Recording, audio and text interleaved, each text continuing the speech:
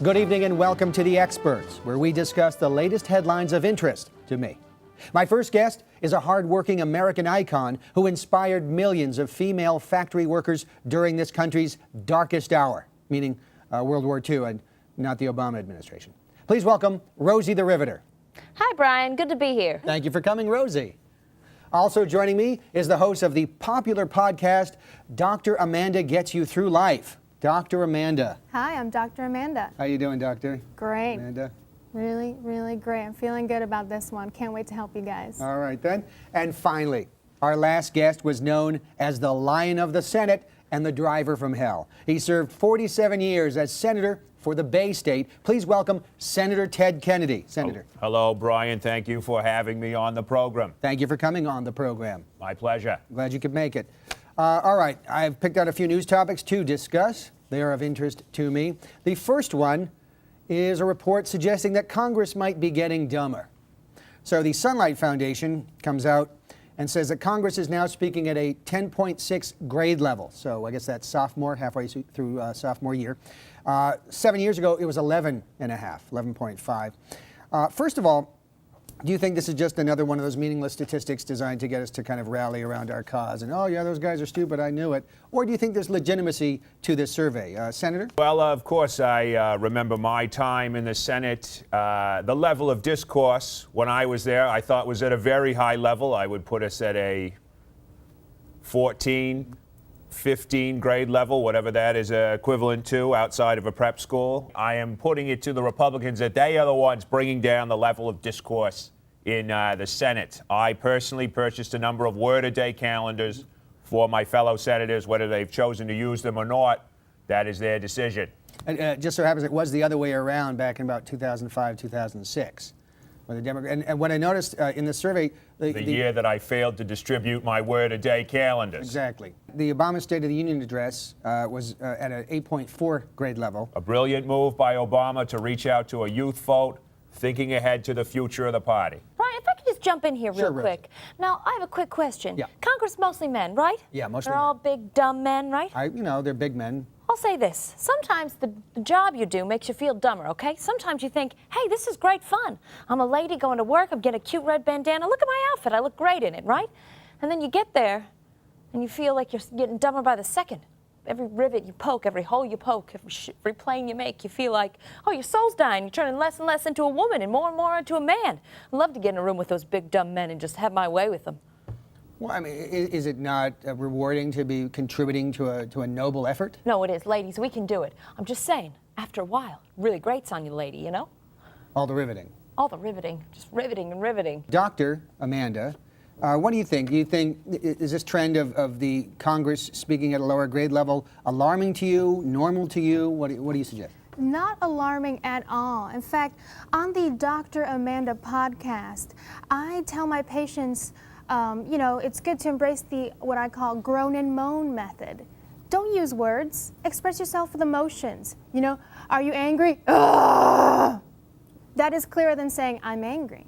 So you would want a State of the Union address to be delivered with groaning and moaning? Break it down. Take it down to what it originally was. Amen. I'd like to hear Obama groan and moan. Amen, amen. Oh, dear. See? Okay. Have you ever expressed yourself without words? I mean, have you even tried?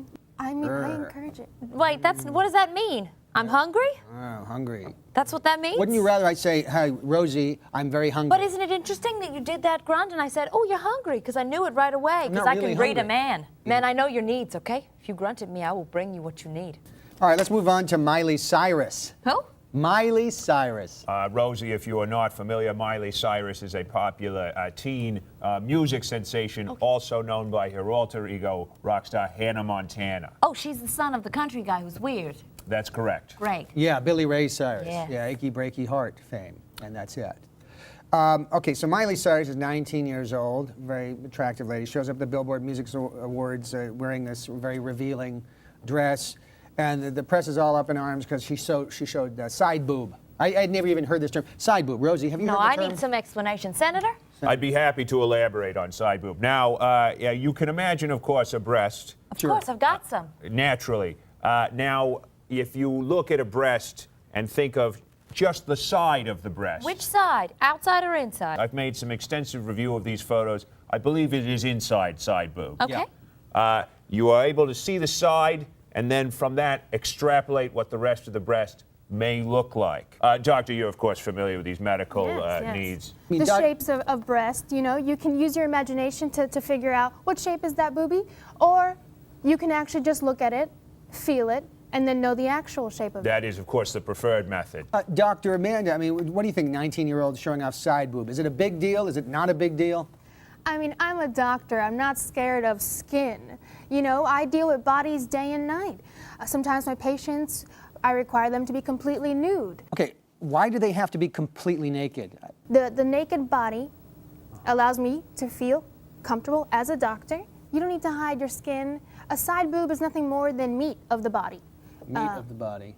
And that's something that you should share with the world. It's a very enlightened attitude. Sure. Wow. Okay, well, I'd let's- like to get some of this side boob. How do I get myself a shirt with side boob so I can get people feeling my breasts? It's not really a riveting shirt. I think it's riveting in a different It's always about riveting, isn't it, Brian? We're right. always going right back to riveting. Don't let him tell you what you need to do. Thank you, Dr. Amanda. In You Brian's cut a defense, hole it in is that part shirt. of your name.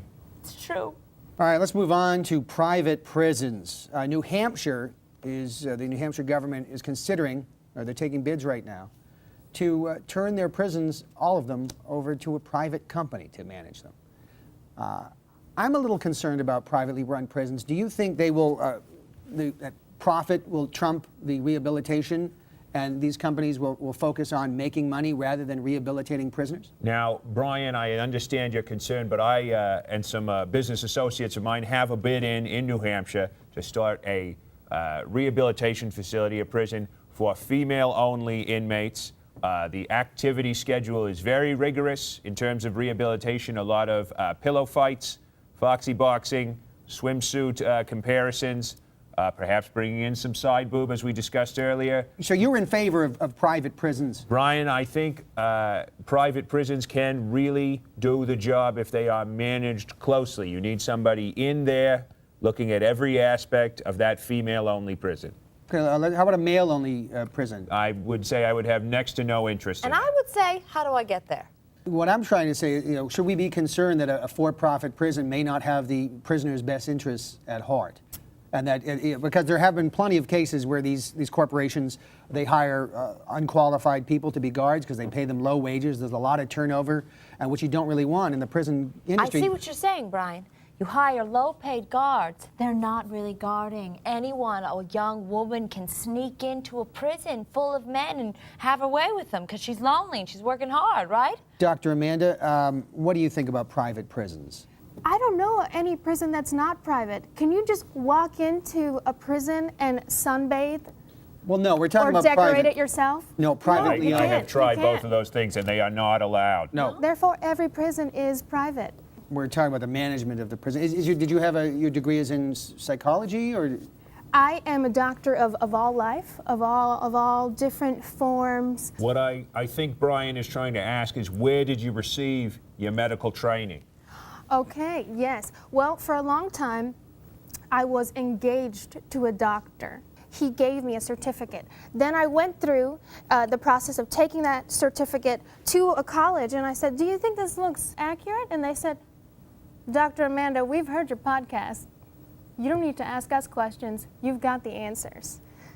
Dr. Amanda, I don't want to cast aspersions on you, but it sounds as though you stole your fiance's medical degree and put your own name on it. Excuse me, you stink of alcohol, so I do not need to He's fall real under your drunk. pressure.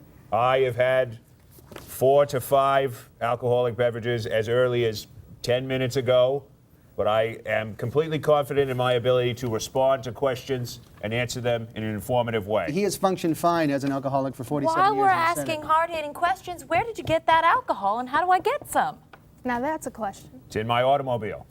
If you'd care to join me there, I've got a full cocktail set. We can mix you up pretty much anything you could imagine. Great. Where'd you park at the East River? No, I believe I'm at a garage. Oh, I see what you've done there. Yeah. All right, let's move on to this question, the organic people. So this study comes out in the Journal of Social, Psychological, and Personality Science saying that people who eat organic foods are more likely to be judgmental and self-righteous. Rosie, where do you stand on organic food people? I mean, these organic people, are they jerks or not? Well, I've met a lot of jerks who eat non-organic foods. Mostly we can't get organic foods because everything's rationed. There's a war going on. Yeah, there was. So stop being a baby about it, everyone. Just eat whatever you want. No one's a jerk because of what they eat. Doctor, whatever. Food is just like people. You should not say this food is bad and this food is good. Everything is good. Well, that's Everything is good. No, some foods are bad, some foods are good. I mean, you know, foods that are high in fat. Again, you've been taught these lies by society, and you're so scared you don't want to get out of the box. Get out of the box, you little baby kitten. Get out of the box. Get out of the box. I'm not in a box. I'm not a baby kitten. You're in a box. I'm You're not in a box. baby kitten. I'm sitting at a Let desk. me feed you the milk of truth. You just said all foods are good. Have you ever had a piece of food that wasn't food?